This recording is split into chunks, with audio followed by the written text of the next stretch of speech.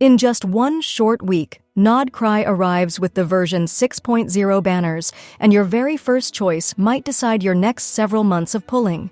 If you spend in the wrong place, you could watch a dream team just drift away. But if you spend in the right place, you can set yourself up for a smooth run through a brand new region. That is the whole point of this video today. I am going to help you make that first decision with some clear, calm reasoning so your primogems work for you instead of against you. So let us set the table. Phase 1 pairs Nahida and Lauma as the 5-star headliners.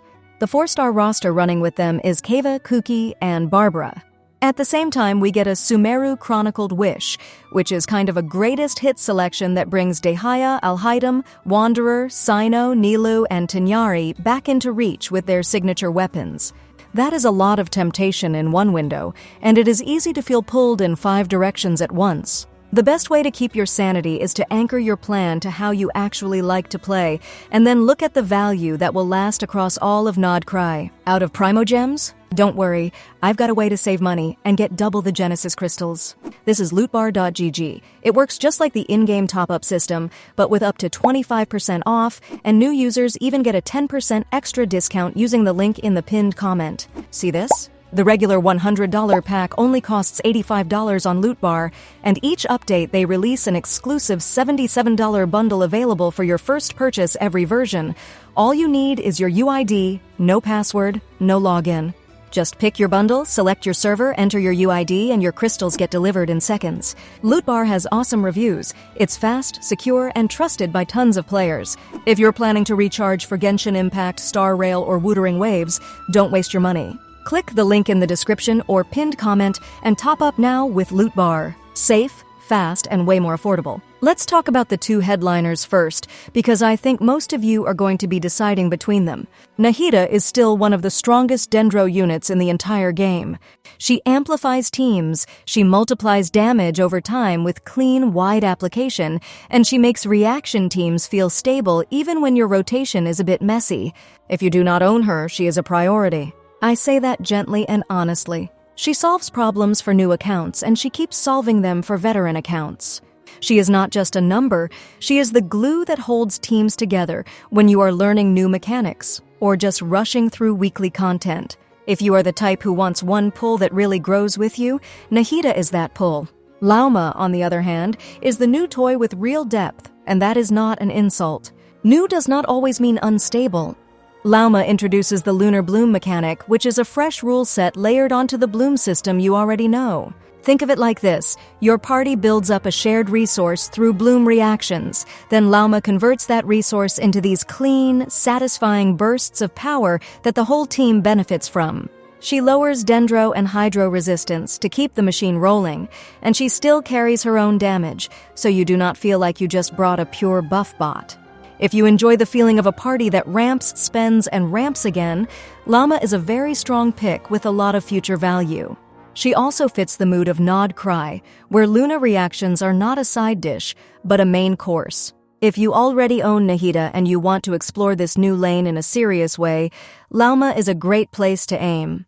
Now, before we get into the controlled chaos of the Chronicled Wish, I'm curious what you're thinking so far. Are you leaning towards the foundational power of Nahida or the new mechanics of Lauma? Let me know down in the comments. It's always interesting to see how the community is feeling before a big patch drops. So what about the 4 stars on the banner? Kava is lovable, but he is more niche, and he is not really the piece that unlocks late-game comfort for most accounts. Kuki is different. She is a very good healer and a reliable hyper-bloom enabler. If you like teams that keep doing damage while you dodge, she is wonderful to build and she feels great to use when content starts to hit harder. Barbara is a familiar face and still a friendly early-game healer, but for the late game, she usually sits on the bench unless you just love her specifically. If your 4-star luck pulls you toward Kuki, that is a definite win. If it pulls you toward Barbara, just treat it as a collection bonus and keep your focus on your 5-star goal. Now let's walk over to that Sumeru Chronicled Wish, because this is where a lot of players get lost. Dehaya, Alhaitham, Wanderer, Cyno, Nilou, and Tinyari are all back together with their signature weapons. The smart way to think about this banner is not as a candy store, but as a tool chest. Nahida is more niche, but she can be fun in burning teams if you enjoy that style. Alhaitham is a pretty strong main damage dealer who rewards practice and careful building. Wanderer is also a strong main damage dealer who really wakes up when you invest in Faruzan, and yes, that usually means a very high constellation for Faruzan for the best results. Sino sits in a similar zone, very solid when his team is set up correctly.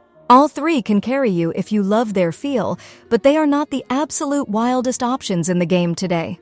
The truth is that newer units like Chaska, Clorinde, and Kinich have set higher benchmarks for raw output and comfort, and Nodcry will likely push that even further with names like Nefer and Varka on the horizon, so you should think with the long view. Nilou remains the Queen of Bloom. She is simple to learn, and she has that special joy factor where the screen just erupts and you cannot help but smile. You can actually test her right now in the Imaginarium Theater. That is a gift. Try her in live combat, feel the timing, and see if the rhythm fits your hands before you commit in version 6.0. Tignari is still strong, but he often feels like a lighter version of Alhaitham in practice. If you just want that type of Dendro carry and you like his aim shot flow, he is a fine pick. If you want the higher ceiling and you are willing to practice, Alhaitham usually wins. A quick fair word on the weapon side.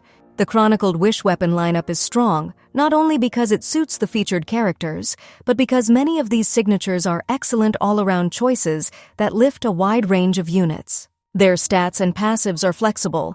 Think crit rate, crit damage, or elemental mastery, and that means one pull can upgrade several teams, not just a single showcase hero. If you already own the character and your primogem plan is healthy, then looking at this weapon banner makes real sense, since a single great weapon can serve Alhaitham or Tignari today and still find a home on newer carries like Chaska or Clorinde tomorrow. If you are free to play or on a tight budget, think carefully and only then consider a weapon if it clearly upgrades teams you already play. So who should you prioritize in Phase 1? If you do not have Nahida, make her your first choice. She is a long-term investment that keeps paying off across regions, team styles, and future updates. If you do have Nahida and you want to engage with Lunar Bloom in a way that feels designed for Nodcry, Lauma is your best path.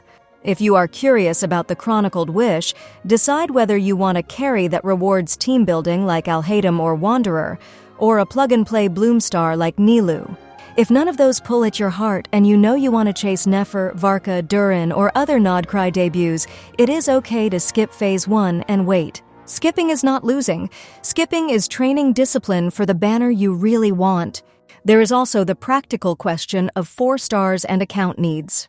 If you lack a stable healer who can keep up damage while you move, Kuki is a great value add and she pairs nicely with both old and new reaction teams. If you already have that slot covered and you are hunting only the 5-star, maybe set a personal pity cap and do not chase every sparkle. It is very easy to toss a few extra wishes at a Chronicled Wish because the grid looks shiny, and then wake up short on the character you actually wanted. Make a plan, and if you like, write it in the comments for accountability, and then follow it. If you want me to do a full breakdown for the second phase banners, tell me in the comments and I will put it together so you have the same clarity before you have to decide again. I hope this made your first decision easier and gave you a plan you can actually follow. Tell me in the comments who your priority is for Phase 1, whether you are going for Nahida, Lauma, or a very specific pick from the Sumeru Chronicled Wish. If this helped you breathe a little easier, tap the like button, consider subscribing so you do not miss the follow-up, and good luck on your pulls. I will see you in Nodcray.